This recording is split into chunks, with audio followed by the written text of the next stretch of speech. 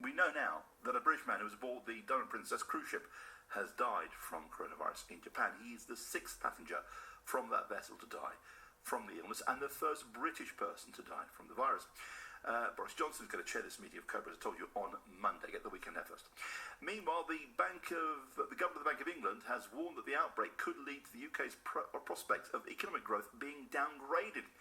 And the UK's FTSE 100 share index has been hit by the biggest one-week fall since the 2008 financial crisis amid these fears over the spread of this disease.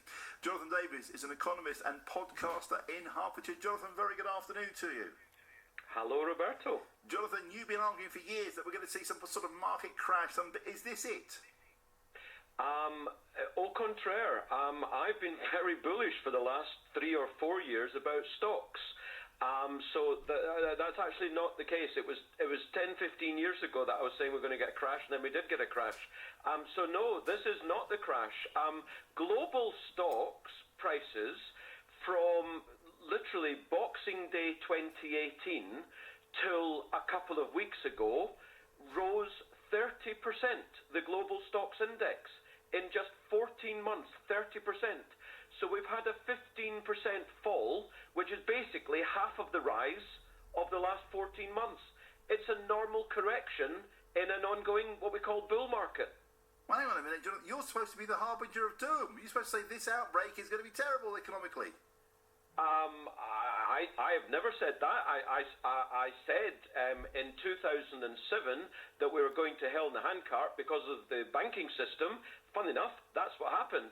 But no, for the last few years, anyone who were to listen to my podcast or read my Booms and Bust report, which is freely available, would know that I have been very bullish on the global economy and indeed on stock markets for the last few years. So these suggestions that this outbreak, and hopefully that won't be the case, but this outbreak, as it continues and continues to spread, could spark a global recession, they've got it all wrong. Well, you know, everyone's quoting today Mark Carney, the outgoing governor of the Bank of England. Can I just say, cough, cough, that this was the guy who, prior to the EU referendum, said we were not going to have any medicines, we were all going to starve to death if we voted to leave the European Union. Frankly, yeah, we haven't actually I'm left. Not going... We're in the process of leaving, Jonathan. It hasn't actually happened fully yet, has it? That's the thing. No, he said we would all die, for one better phrase, if we even voted to leave the EU.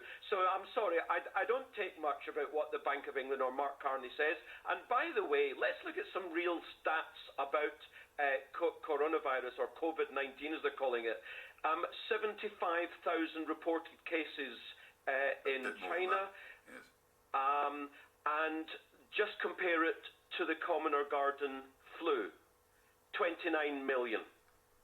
So I think that the media has rather got ahead of itself. Hang on. I was waiting for it. You can't blame the media for reporting the news, Jonathan. Don't be cheeky. Why are you not reporting the flu?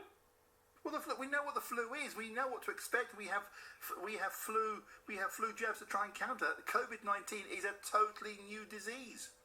Tens of thousands of people reported. Perhaps dozens, unfortunately, but dozens of deaths. Compared to the thousands of deaths from the flu, I think we're looking in the wrong direction here. And the coronavirus is not going to bring about a recession. That's the point I'm making. Can I quote you on that? You can quote me. I mean, I'm not a prophet, P-H-E-T. I don't know the future, but as far as I'm concerned, my analysis tells me that China, no question, it had a week of closure because, first of all, of the Chinese New Year, and then because they finally admitted about the virus, they had a closure extended for another week or two. But, you know, China's gradually starting to open up again. There's no question that global manufacturing system had a hit to the system, but that's going to open up again soon. I really can't imagine how it's possible the global economy expected to grow this year 3% suddenly is going to go down. I can't see how the economy is going to go down 3%. I just can't see it. So when the Swiss ban events containing where more than 1,000 people will attending when they cancelled the Geneva Motor Show, they're overreacting? No, I think they're taking reasonable precautions, like you said, what we do with the flu. Let's face it, if, God forbid, such an event were to bring about a spreading of the virus and people died for it, well, that would be absolutely dreadful, beyond belief. But I don't believe that all of these actions that the Swiss and indeed we know that the Japanese are shutting their schools and universities and things like that, I just can't see how that's going to bring the world into recession unless, admittedly, this thing carried on for months, but I can't see that happening. And if prices continue to tumble as they have done in the last few days because of what's been happening in terms of news, is that a good time to get in the market and buy stuff cheap?